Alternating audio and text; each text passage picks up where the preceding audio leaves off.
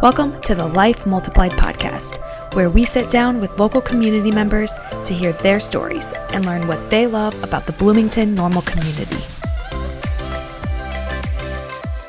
Welcome to the Life Multiplied podcast. Today I have a special guest. If you would like to go ahead and introduce yourself. Sure thing. I'm Hannah Johnson. I'm the executive director of the Illinois Art Station. Okay, so can you give us a background on, where you came from, how long have you lived here in Bloomington, and then maybe how you got started with the Illinois Art Station? Absolutely. So I am all but born a Bloomingtonian. Okay. So have been in Bloomington-Normal since about 3 months old. Went through the D87 school system, so a proud Bent superstar, and then actually attended Illinois Wesleyan for my undergrad and ISU for my graduate degree. So have kind of seen most of the schools in town. What essentially brought me here was my parents. So they met while studying theater at Illinois Wesleyan. My dad continued on there teaching in the theater department for another 10 years. So my brother and I were in and out of Wesleyan's campus growing up.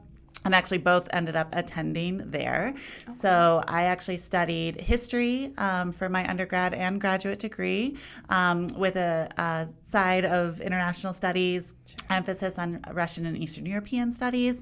But again, being reared in a theater household, the performing and visual arts were around us all of the time. Sure. I did theater all the way through college, essentially as an extracurricular. And once I started my nonprofit career at the McLean County Museum of History, theater became a little bit more difficult to work around a schedule that was already heavy on nights and weekends, but obviously still a patron whenever possible. I spent 8 years at the McLean County Museum of History as an educator, looking specifically at youth and family education. And then in May of 2022, started the director role at Illinois Art Station. So, have been around for quite a while and have been in the nonprofit sector for as long as I've been out of school. Sure. Awesome. So for those who are listening, what is the Illinois Art Station? An excellent question. So the mission of Illinois Art Station is to provide young artists and families from all neighborhoods and backgrounds with transformative experiences in the visual arts. So in short, we're an arts education organization for young artists and families. What makes us unique is that we are an arts organization founded by a developmental psychologist. Okay. So Dr. Laura E. Burke is a professor emerita of the psychology department at ISU. Sure. She founded Illinois Art Station. We hired our first director in 2018, but we've been an independent nonprofit since 2020. And she was actually really inspired by a like organization in New York called the Children's Museum of the Arts of New York City. And her bright idea is why have, an organization dedicated to the education of young artists, exclusively to New York. Why not Midwest as well? Pairing her background and her expertise with developmental psychology and knowing the import of early arts exposure and the lasting developmental impact that it can and definitely does have, Illinois Art Station came to be. So often folks will associate us with ISU, and they are not wrong. Okay. We did start as part of the College of Arts and Sciences at ISU. Like I said, early ideas, 2016, hired our first director, Isra El-Bashir, in 2018, but did go independent in spring of 2020. So sure. February of 2020, signed those papers, not knowing at all what the spring of 2020 would bring. Right, I know. But for Illinois Art Station, again, this is prior to my involvement, was definitely following at the time, was very excited about the project as a fellow community partner. Oh, yeah. But that 2020 into 2021 was a really important time for the organization. We built out our physical space at the corner of Linden and Vernon in Normal. And you can't miss it. You can't miss it. So if folks have driven on Vernon and seen the big art on the outside, that's us. And so it was fall of 2021. That we opened our physical space, celebrated our 1-year anniversary, fall of 2022.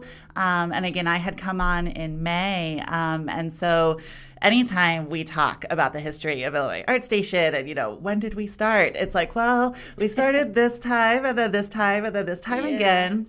But we really celebrate that part of our history, and the idea that it's kept us iterative Sure. and innovative and relevant. And we are still so actively trying to be what the community needs in an arts organization, and working very closely with our other arts partners in the local and regional, really, area. We're the Illinois Art Station, and we take that name very seriously. Yeah. So, And I just want to applaud the graphic design behind, all of your branding. I went to, she was a lecturer for the Central Communications Association, and she was like, we did the branding for the Illinois Art Station. I was like, it's so good. So I would like to applaud that. 100%. They did a good job. Archana Schafer is the director of Design Streak at ISU, and if we didn't have that kind of core identity to start, I think it'd be a very different story. And so one of my privileges is, being able to build off of that foundation and work within those creative constraints. But yeah, our branded colors and our logo, they're just so iconic. And so we have a big reputation to live up to. Yeah. And even the building, you don't miss it. It's colorful. You have the lights on the outside as well and the sign. Absolutely. So it's good. I like it. So let's, what sets the Illinois Art Station apart from different organizations that are like you, or hubs that are like you here in Bloomington-Normal, or if there are any? I'm not aware. But no, absolutely. Sure. So going back to that idea that from the get-go we allow that developmental psychology lens to inform our practice with young artists, it really does situate us apart. It's also more unique than you would think that we're an organization dedicated specifically to young artists and families. Now, that doesn't say that we don't partner with other collaborators all the time and bring in audiences of all ages. That's always a goal, but at the end of the day, the priority are our young artists. And so there's really only a few organizations in the country who specifically state that mission, right, and that dedication to young artists. So those two things, and we definitely, there are other hubs, right? So you've got the McLean County Arts Center, and you've got the Little Art School, and you've got Inside Out, Accessible Arts, and you've got university galleries. All of us are so engaged in arts education across the age spectrum, and also the skill spectrum, right? And so we, as the fairly new ones to the scene, are really sensitive to that. And with my background personally in community collaboration, having worked at the McLean County Museum of History, having grown up, in the area and experienced these partnerships from kind of all sides, it's just embedded in the way that we operate is we rarely do anything alone. Sure. And so whether or not it's an active partnership or whether or not it's behind the scenes conversation about, okay, what are we offering versus what are other folks offering? How can we create an ecosystem, an arts ecosystem that's really serving our whole community, as well as our surrounding areas.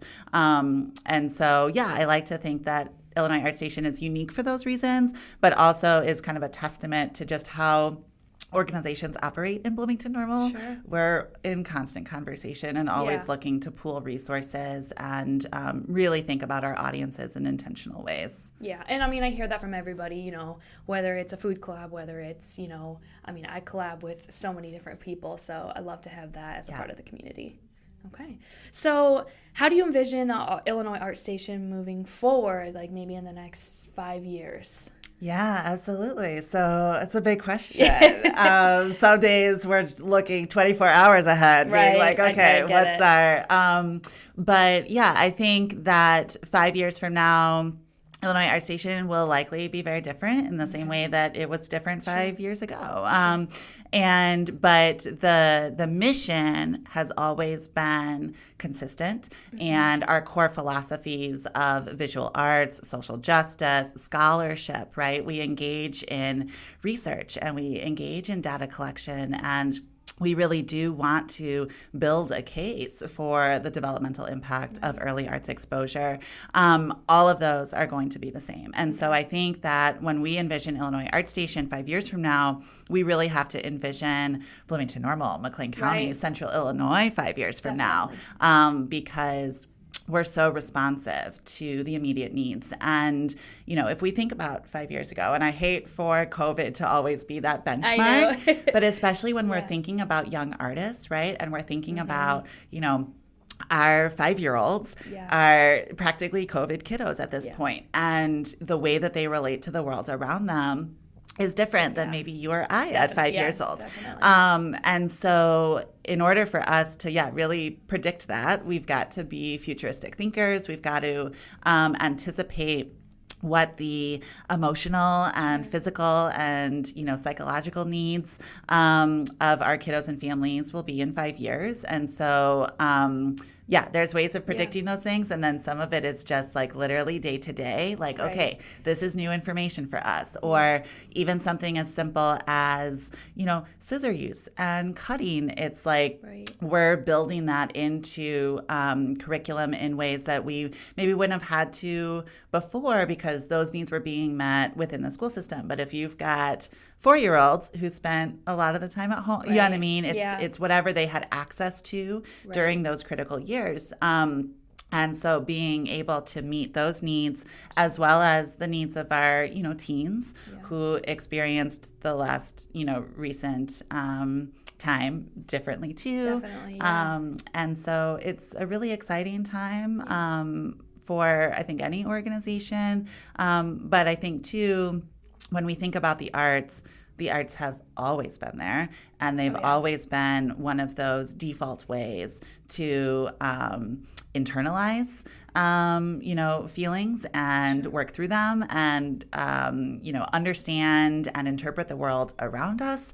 And so if we can build off of that historical record of the arts as, this point of reconciliation and imagination and even world building, right? Hopefully some of the work that we're doing with our kiddos right now is actively contributing to what they want their world to be in the future. So we have the really fun job of just being like cheerleaders for that perspective. And for us, it's so much more about the process than the end product.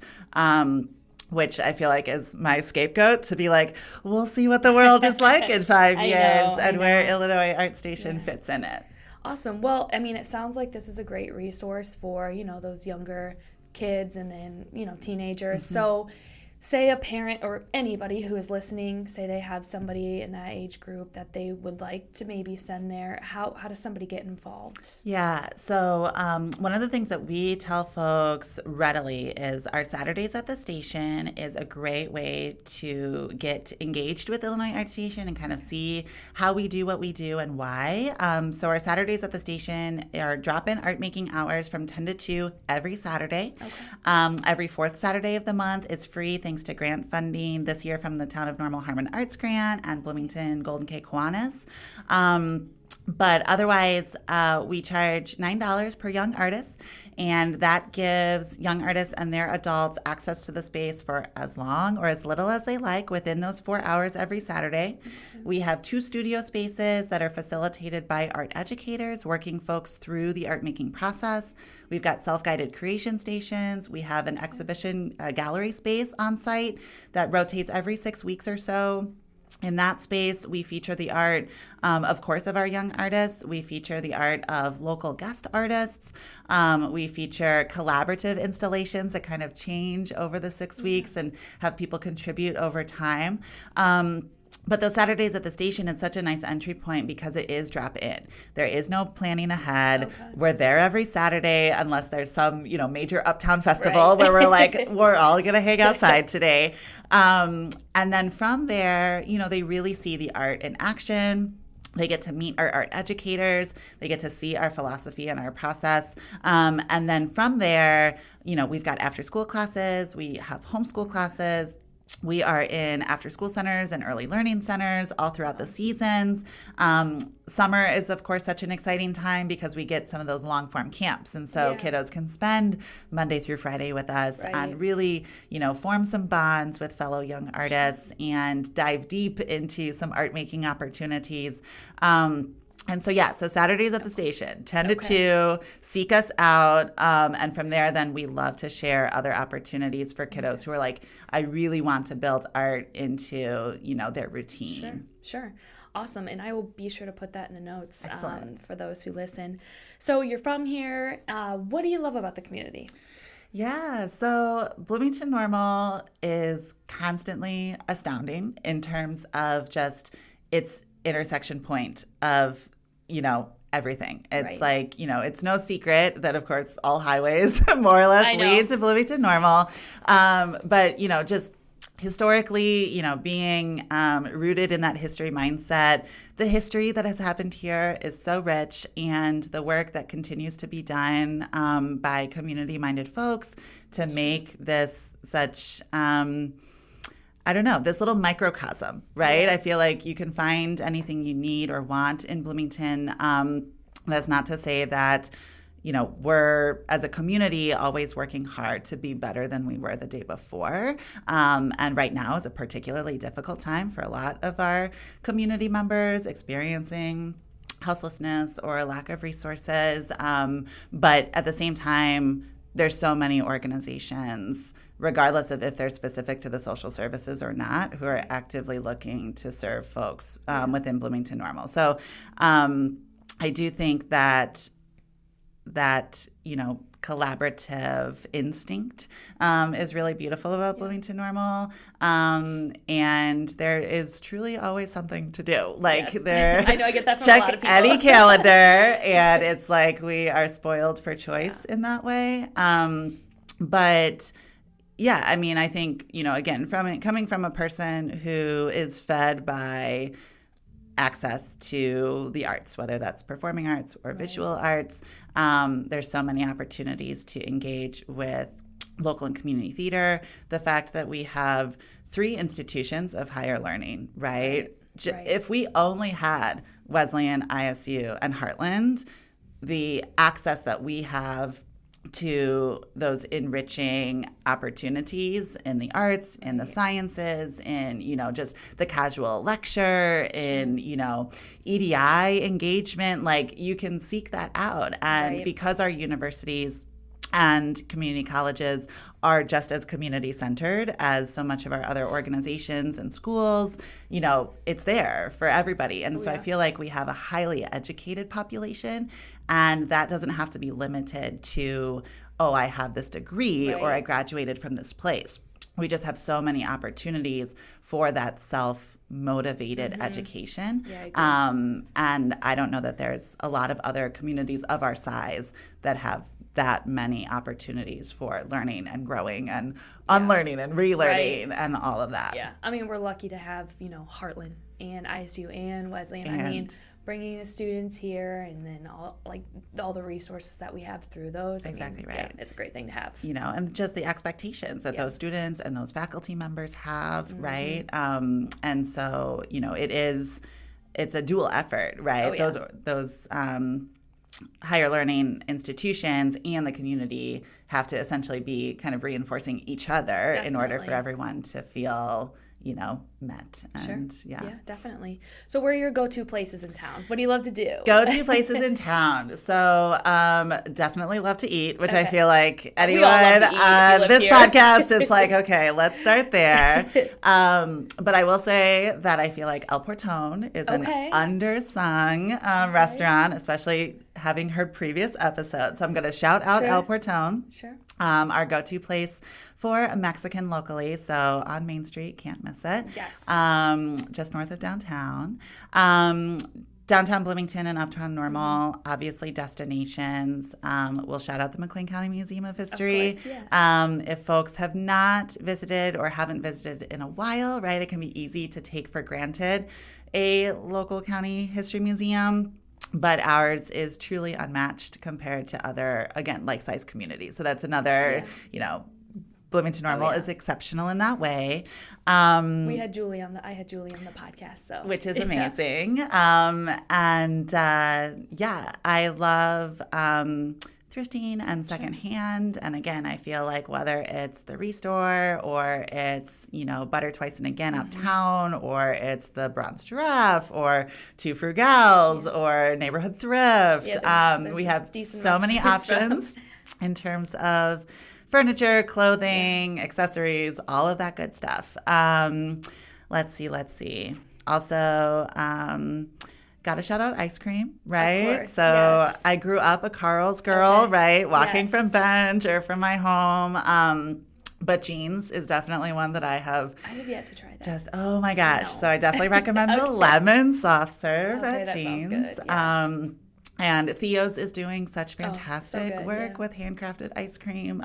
So yeah, those would definitely be some primary spots. And then, referenced earlier, but again, when it comes to local theater, Heartland, community players, definitely ISU and Wesleyan. I mean, these are professional level productions that are literally in our backyard.